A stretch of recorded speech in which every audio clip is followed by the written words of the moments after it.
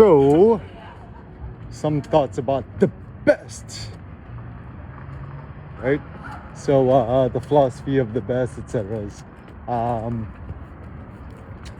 So, there's no second best.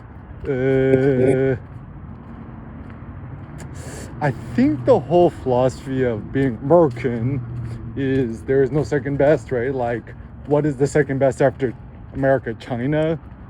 No, like, nobody wants to be there, right? Like, even the mainland Chinese, rich mainland Chinese oligarchs, they don't want to be in China. They would prefer to be in Vancouver, LA, New York, Manhattan, etc. And nobody want to be in other places, right?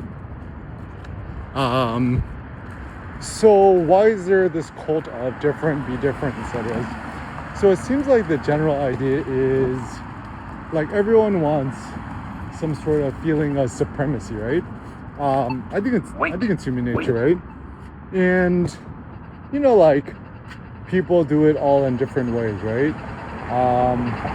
The reason why it is kind of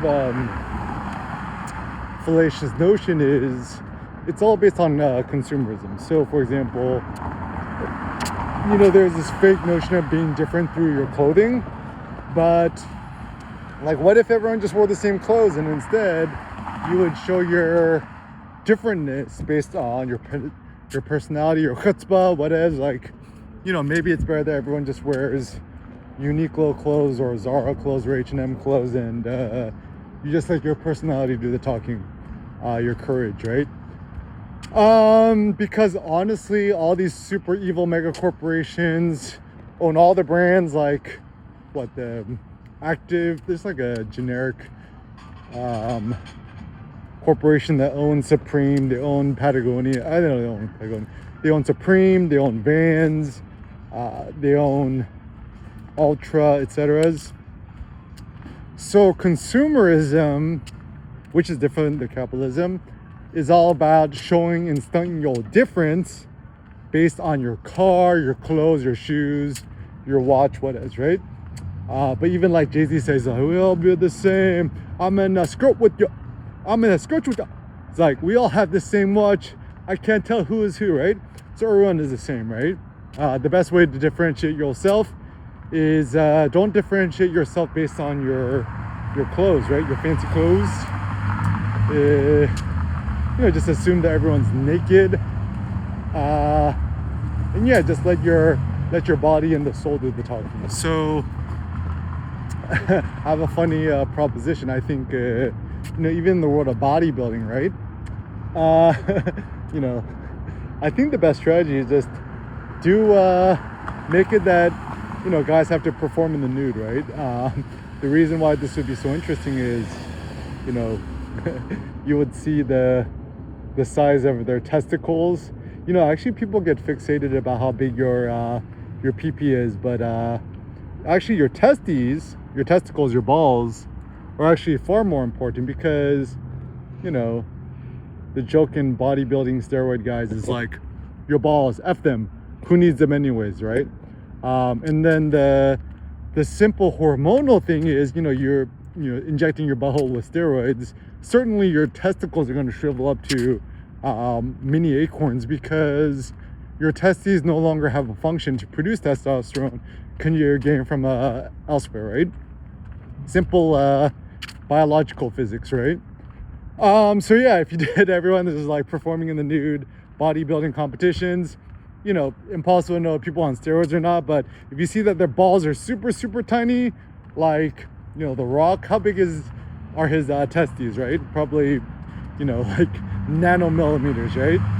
Somebody needs to do a study. But anyways, so yeah, I think, your balls, your courage, your testicles, testosterone means testes, right? So if you don't have testes, you're not a man anymore. So all these dudes on the roids without testes, they're not men. I don't know what they is, okay? Anyways, so, and like the whole thing with like gender, obviously gender is fluid, it's sociological, but sex is not. It's like the question is, do you have testes, Do you not? Question mark. Right? And actually, contrary to popular belief, I think being gay or bisexual, whatever, I think it's like 100% natural, right? Like, makes sense, right? Right? But whether you have testicles or not, that's physical reality, right? I think only the supreme edge cases where maybe somebody's kind of like a hermaphrodite, kind of born with one or both, or there's like some sort of replication error that happens through the process. I mean, that obviously changes things, right?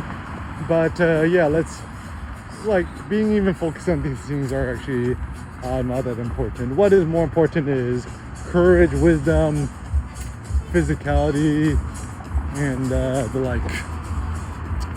So human action, human behavior, etc. So impossible to know other people, easier to get to know yourself.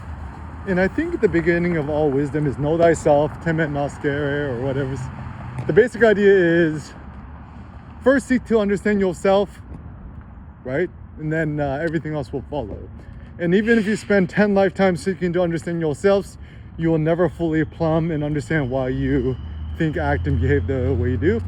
So for example, obviously if you sleep 2 hours last night, you're going to feel very different than if you slept a glorious 12 hours last night, right? So my personal impetus is, like, I've always been interested in sociology, other people's whatevers, right?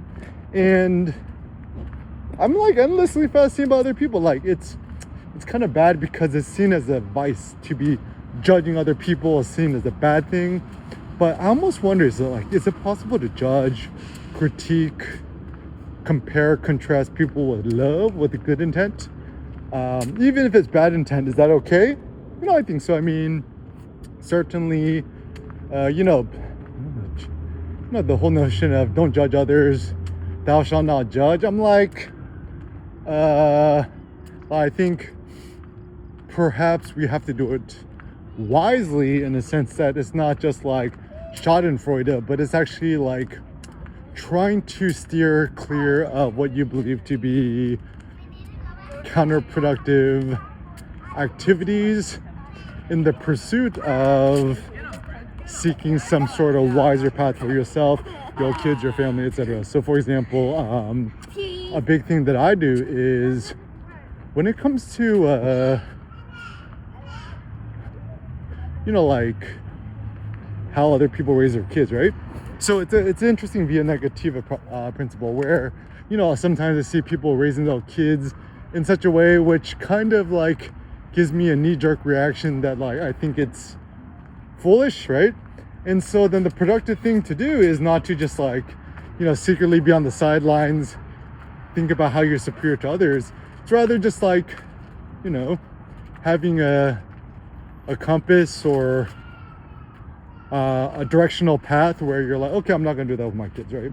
So for example, whenever I see kids on YouTube's or Disney Plus or Netflix, whatever, like, to me, to observe the behavior is quite disturbing. So I'm not gonna like let my kid Seneca do that, right? And also a similar fact, like seeing kids on Minecraft, right? Like, I think Minecraft might be one of the best games of all time, truth be told. Like, if I was a kid, I would have loved it, right? But the problem is it's almost too good that like the kids turn to zombies, right? I think it's much better to have a kid be physical, run around, act in the physical realm than the digital one, right? So why does this all matter? I think you'll never understand other people like 101,000%. However, I think the wisdom is maybe seek some sort of self-wisdom for yourself and share it with other people along your journey, and realize that things are changing, your opinions changes, like only certain things change, everything changes, period. So changing your opinion, changing your ethos, your approach, your perspective, and just share the journey with others along your way.